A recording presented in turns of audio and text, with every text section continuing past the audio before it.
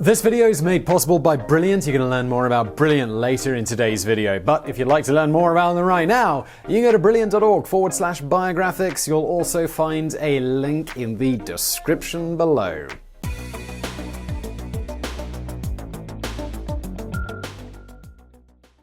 He was the most influential thinker in world history, a man whose ideas permeated every sector of society. He is the father of modern logic, the inventor of the science of biology, and the founder of ethical reasoning. Despite only a small fragment of his writings surviving to our times, his influence on both the Western and the Islamic world has been profound. In this week's Biographics, we discover the brilliance of Aristotle.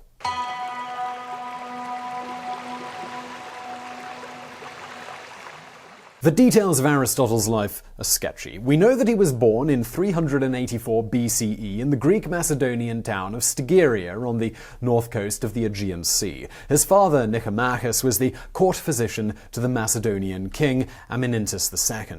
It is believed that Aristotle's mother, Phæstis, was descended from Greek aristocracy. The couple had 3 children, with Aristotle being the youngest. He had a sister named Arimnesta and a brother named Arimnestus. Nichomachus died when Aristotle was only 13. His mother died soon after, and he was raised through his teenage years by his older sister's husband, Proxenus.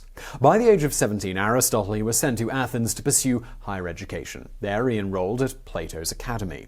Plato was the most renowned thinker of the time, who himself had been taught by the great Socrates. The academy had been founded 20 years earlier and was situated beside an olive grove outside of the city walls. Rather than a formal school with a set curriculum and a clear delineation between teacher and students, the academy provided an informal setting where the master, Plato, would pose problems to be pondered by his students. Instead of listening to lectures, the students were encouraged to engage in dialectic discussion in order to establish a truth by means of reasoned argument. The main subjects under discussion were philosophy, mathematics, and astronomy. Aristotle studied at the academy for 20 years, advancing from student to teacher. During this time, he developed a great respect and a close friendship with Plato. The two men, however, they did have some fundamental philosophical differences. As a result, when Plato died in 347 B.C.E., Aristotle, his most brilliant student, was not offered the directorship of the academy.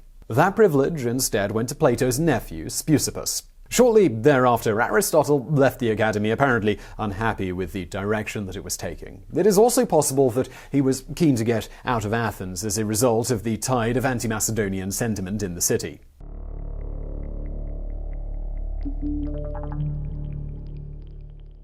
Aristotle had by this time developed some important friendships which would pave the way forward for him. One of them was Hermias, king of the Greek city of Artenius in Asia Minor. Hermias was a former student at Plato's academy. Upon hearing of the master's death, he invited Aristotle to come to Artenius. Aristotle settled in Assos, a city which faced the island of Lesbos. There, he became the head of a group of philosophers, establishing a brand new academy. His focus there was on the observation of the natural world. He also began to work on 2 volumes dealing with politics and kingship. During his time in Assos, Aristotle met, fell in love with, and married the niece of Hermias, named Pythias. Soon a daughter was born who was also named Pythias. Soon after, Assos was attacked by the Persians, and King Hermias was taken captive and executed. Aristotle and his family, they relocated to the island of Lesbos, where they spent the next 2 years. It was here that he indulged in his passion for the study of marine life. The work that Aristotle conducted on the island gave rise to a whole new scientific discipline,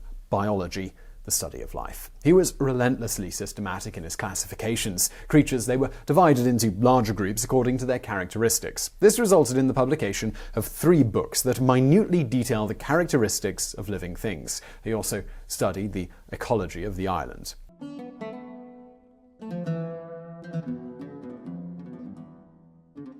In 343 BCE, Aristotle received an invitation from Philip II, the king of Macedon, to come and tutor his son Alexander, who was 13 at the time. Aristotle accepted and moved his family to Macedonia, where he became the director of the Royal Academy. King Philip had a reputation as an uncouth and uneducated barbarian warrior. He was proud that his son was developing the same strength of resolve, but wanted the prince to balance his strength with knowledge and with wisdom. He feared that the instruction that was being provided by the boy's tutors would only create another version of himself. It was these concerns that prompted the king to call for the great teacher Aristotle. At the academy, Aristotle taught Alexander and other young members of the royal household in a style reminiscent of the Platonic academy. He instructed them in morality, in logic, as well as the arts and medicine. In addition, one-on-one lessons were given to Alexander. The boy was impetuous and stubborn, often challenging and resisting his teacher. However, Aristotle exhibited a great patience as he shaped and molded the thinking of the future conqueror. His superior reasoning inevitably won over the prince.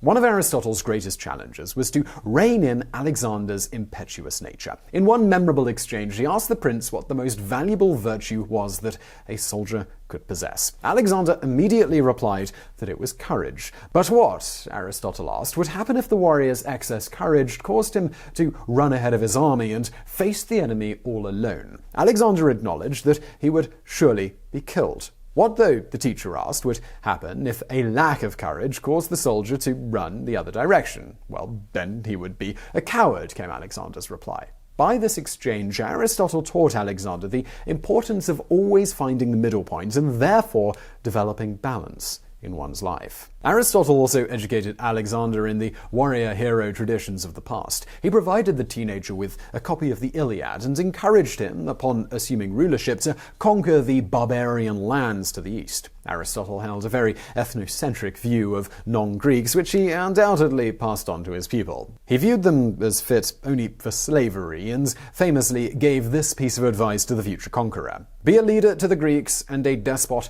to the barbarians, to look after the former as friends and relatives, and to deal with the latter as with beasts or plants. Aristotle was able to cultivate in the teenage prince a love of reading and of learning. For the rest of his life, Alexander remained an avid reader, developing a special love for the writings of Homer. It is claimed that he learned all 15,693 lines of poetry in the Iliad by heart. The prince's education at the hands of the great philosopher came to an abrupt halt in 340 B.C. Alexander was the 16-year-old heir to the throne, and he was called to Pella to rule over Macedonia while his father was off waging war.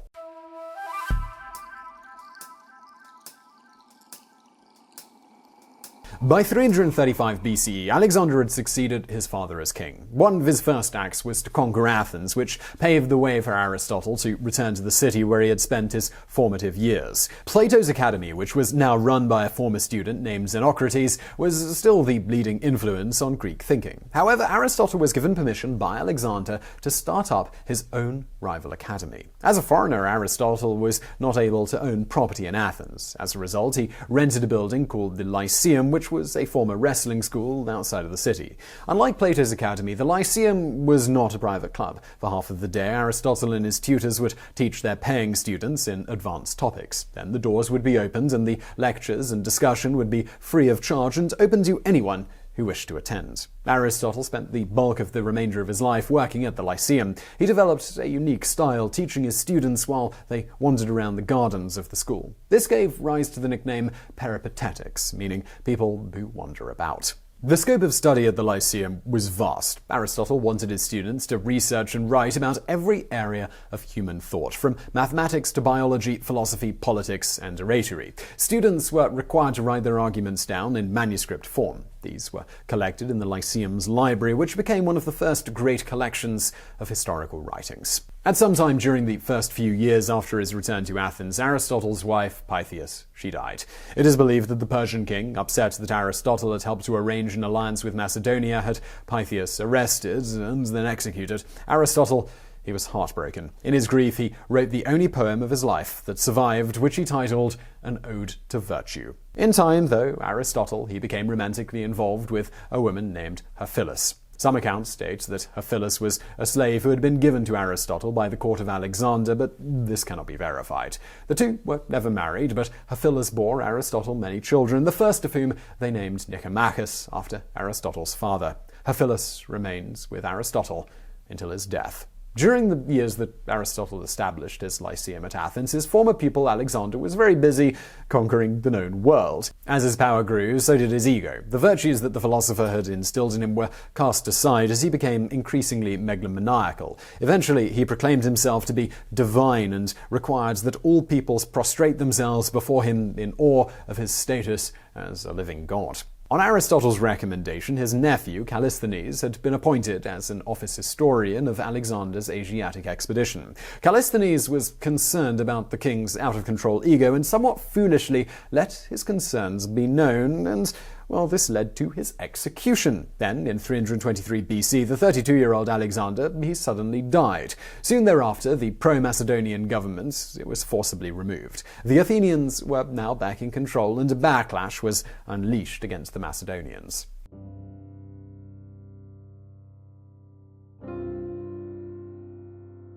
Aristotle, as the leading Macedonian intellect and supporter of Alexander, was a prime target of the new regime. He was formally charged with impiety or not believing in the gods of the state. This was the same charge that had been leveled at Socrates and had led to his conviction and his execution. Stating that he refused to allow Athens to sin against philosophy twice, Aristotle decided not to stay and defend himself. He fled the city and headed for the island of Euboea, where his mother's estate was located. He died on the island in 323 BCE of natural causes.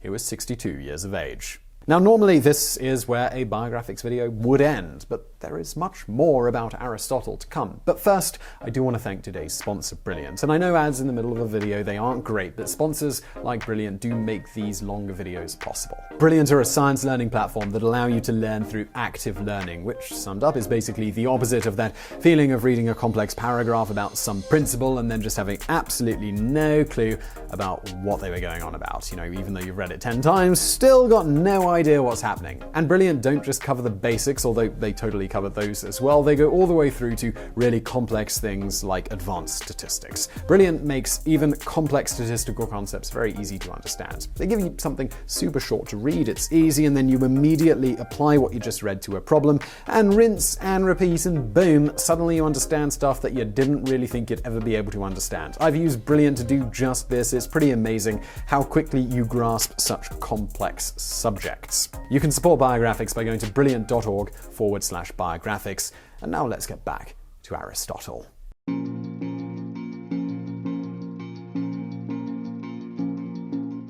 Aristotle had died as an enemy of the state, and so memory of him was discouraged. However, his student and friend Theophrastus kept his writing secretly hidden, while also taking the reins of the Lyceum. The works of Aristotle did not see the light of day until the beginning of the 1st century BCE, when they became appreciated throughout the Roman world. After the fall of Rome, Aristotle became familiar to the Islamic world as well, where many thinkers of the time came to appreciate his logical and deductive methodology. In fact, it was largely because of his popularity in the Byzantium world that Aristotle's teachings were able to survive the Dark Ages. It was during the 13th century CE that Aristotle was reintroduced to the West. This was achieved primarily through the work of Thomas Aquinas, who attempted to amalgamate religious beliefs with science and philosophy. Aquinas incorporated Aristotle's assertion that a stationary Earth lies at the center of the universe as a fundamental tenet of Catholicism. During the Renaissance and Reformation years, a succession of religious reformers and scientists began to question some Aristotelian beliefs that had been absorbed into the Catholic Church. One of them was the Italian astronomer Galileo Galilei, who presented observational proof that the Earth orbited the Sun. It's ironic that while Aristotle would undoubtedly have embraced this new observation, the Catholic Church fathers made Galileo appear before the Inquisition and recant his assertion. English physicist William Harvey later discovered that internal organs don't work the way that Aristotle had stated. Another of Aristotle's views that was disproved was that decay only happens on the Earth while the heavens never change. 19th century astronomer Sir Lord Kelvin challenged this notion with the concept of entropy, which states that all matter, whether earthly or heavenly, will eventually decay. Aristotle also taught that planets and stars are all encased in crystalline spheres, each one nested inside the next, with the Earth being the innermost sphere. By the 18th century, the contradictory idea that the planets hang on a void was gaining acceptance.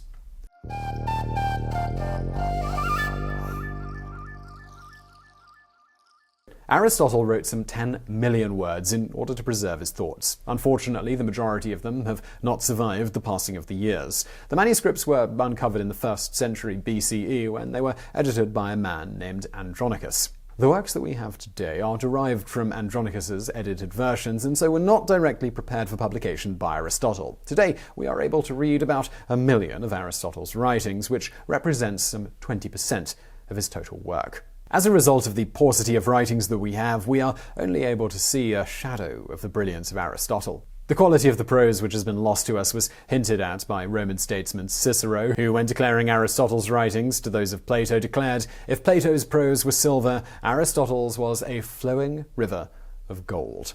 The works of Aristotle that have survived are grouped into 4 categories. First is the organon, which quantify a set of logical principles to follow when conducting an investigation. Then comes the theoretical, consisting of a range of treatises on the natural world. The practical category focuses on achieving excellence within the individual, the family, and in society. Finally, the rhetoric writings collect together Aristotle's surviving political and philosophical speeches.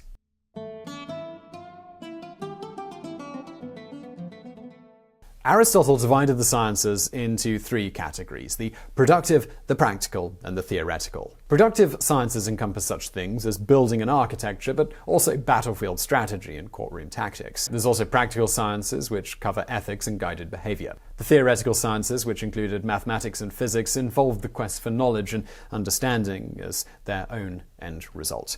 The scope of Aristotle's scientific research, it was staggering. His writings feature minute descriptions of more than 500 species. Some of the features that he observed were not verified until the invention of the microscope thousands of years later. His detailed observations included the anatomy, diet, habitat, and reproductive system of the fish, insects, and animals that he observed while on the island of Lesbos.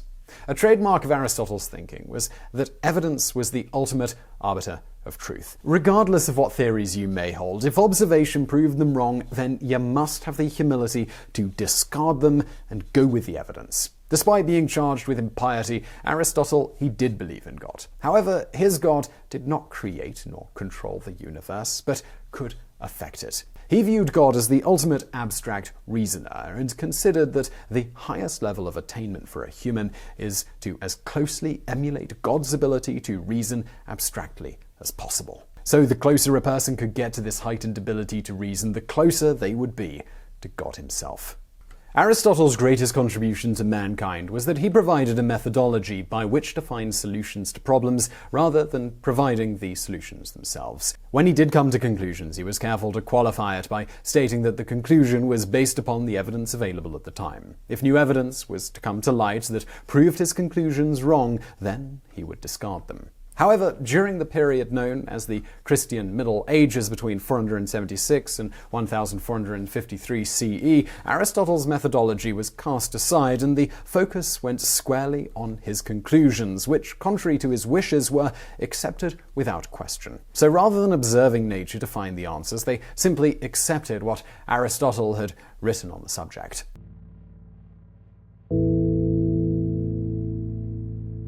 Plato and Aristotle ended up with very different philosophical approaches. Plato was the ultimate idealist, believing that the world around us is merely a collection of ideas. On the other hand, Aristotle was a realist who believed that the only reality was the physical world which we inhabit. Each man would provide a work of political philosophy. In Plato's case, it was entitled The Republic, while Aristotle called his The Politic. Plato's work was focused on achieving the ideal state. He believed that one way to achieve this was through the eradication of private property, the family, and gender roles. By doing away with these societal norms, Plato was hoping to transcend human selfishness in order to achieve social unity.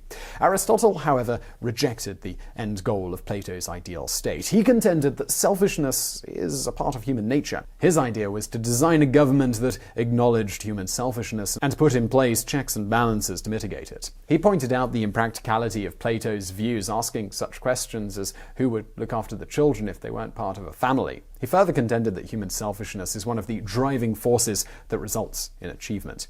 Aristotle devised a working government that he referred to as polity. In it, there was balance between the rich and the poor, with neither one dominating the other, and people were forced to work together for the overall good of society while retaining their property rights. One of the hallmarks of Aristotle's method of argument was logical development, where each point builds upon the last.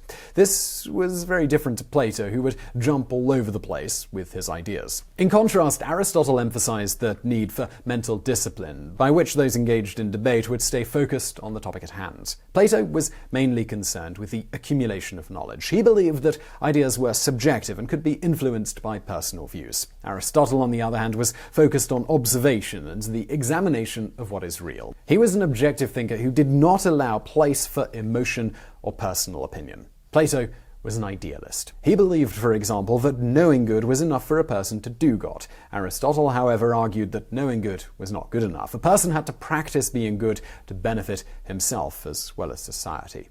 Plato also believed that every concept had an ideal form, whereas Aristotle was of a view that every concept needed to be studied on an individual level in order to understand it. Plato was of the view that reasoning and thought experiments were sufficient to prove matters, whereas Aristotle relied upon direct experience. As a result of their differing approaches, the scientific contributions of Aristotle were much greater than those of his teacher Plato. The latter's teachings were predominantly theoretical, lacking practicality, whereas Aristotle, he's left us with the scientific method, which is grounded in practical observation.